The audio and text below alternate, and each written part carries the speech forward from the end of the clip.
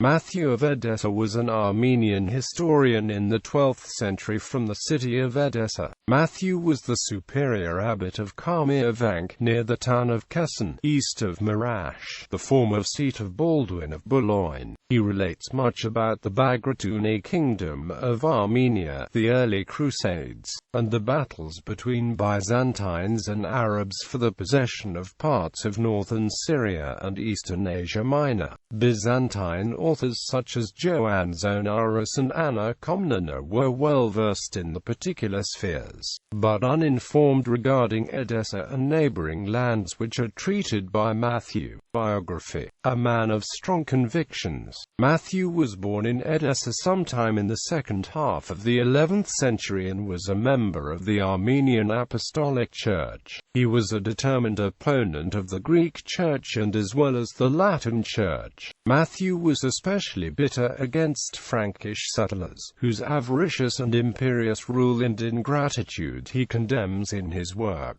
He was probably slain during the siege of Edessa by Zengi at a beg of Mosul in 1144. Chronicle. Matthew's work, Bagratuni, or Chronicle, which he probably began writing in 1113 and completed before 1140, is written in a dialect of Western Armenian known as rather chronological, covering 2 centuries from the second half of the 10th through the second half of the 12th. In an article published in 1971 by Armenian academician Levon Karkikian, the author established that one of the sources Matthew used to write his work was that of an 11th century Vardapet named Kessoun. He remains the only primary source of certain information about the political and ecclesiastical events of his time and area. The literary and historical knowledge of Matthew was limited, and some of his chronological data is disputed by modern scholars. Matthew was also a fervent Armenian patriot, lamenting the martyrdom of his people and exalting the heroic deeds.